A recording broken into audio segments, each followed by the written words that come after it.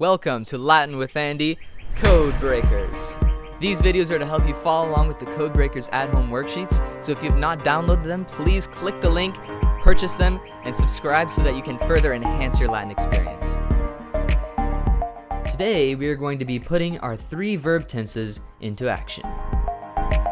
Alright, let's see if you can remember these vocabulary words. Bonus points if you can remember all 4 principal parts of each word. What is the Latin word for praise? Got it. Laudo, laudare, laudavi, laudatus. How about give? This one's the unique one, remember. Do, dare, dedi, datus. Carry. Porto, portare, portavi, portatus. And finally, what is the Latin word for love? Amo, amare, amavi, amatus. Great job, guys.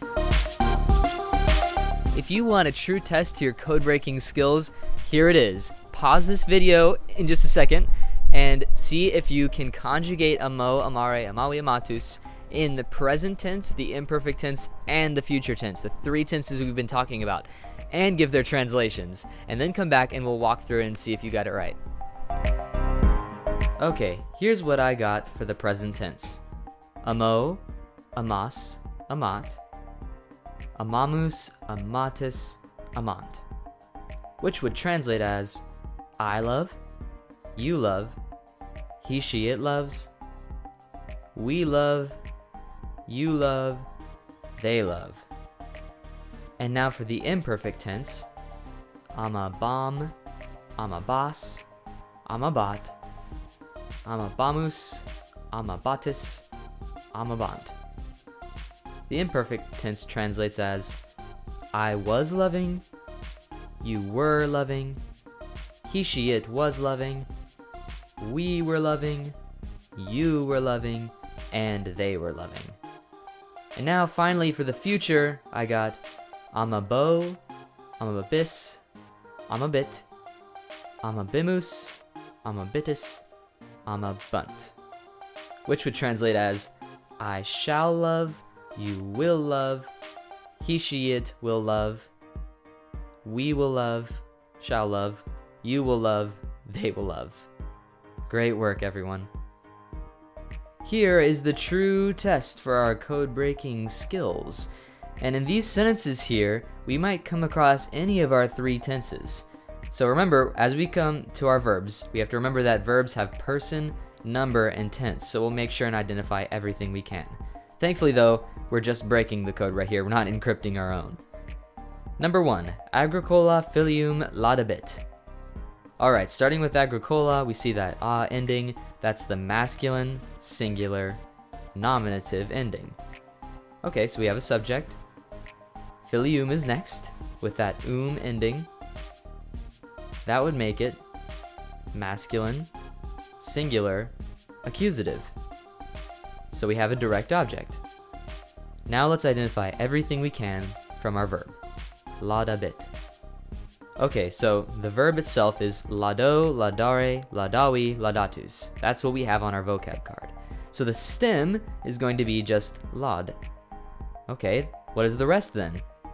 Well, the A is the conjugation identifier. And look, we have a BI.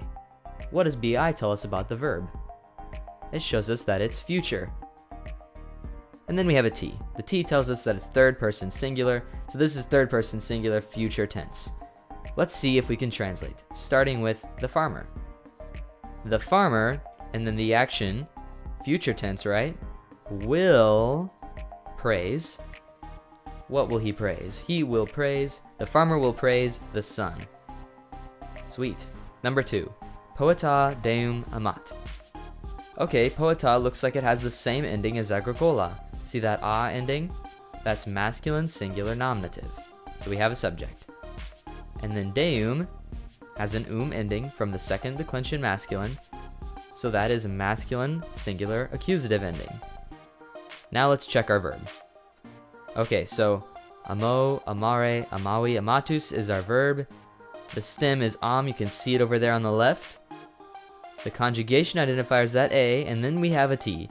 The T says it's third person singular, which matches with our subject. And it's present tense because it doesn't have a BA or a BI. That's nice. So we'll translate this one as, the poet loves God. Awesome.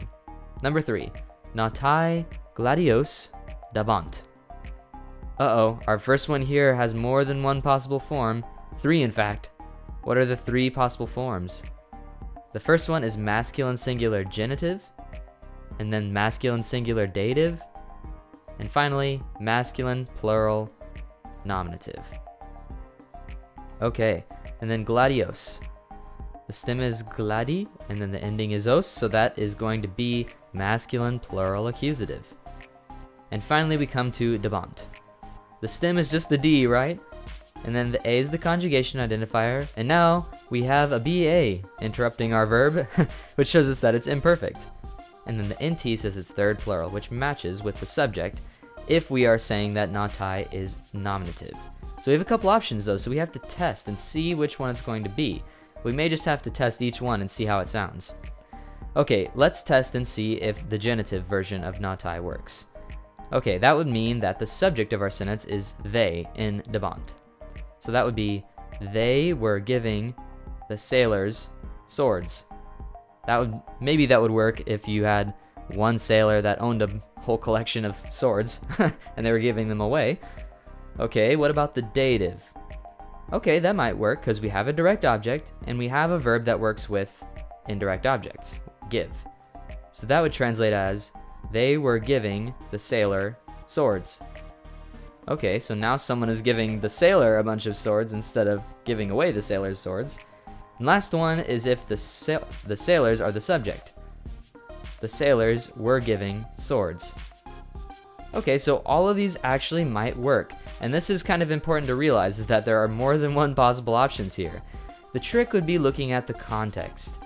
We would be looking at the sentences right just before this to be looking at what the story is, what is happening in the story, and then choosing the best option that fits the story. I gave you a couple of examples of what might be happening with each of the different options, so you would have to decide which one best fits the context. At this point, I usually pick the simplest option, which would be the nominative version. The sailors were giving swords. It also might have a few less words to write. Good job, guys. Awesome work, codebreakers. Remember to review your vocab cards.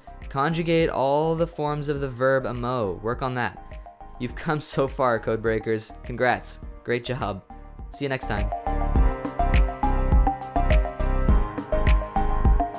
Do you want to feel confident doing Latin? Well, here's what you do. Wherever you are, stand up right now. Come on.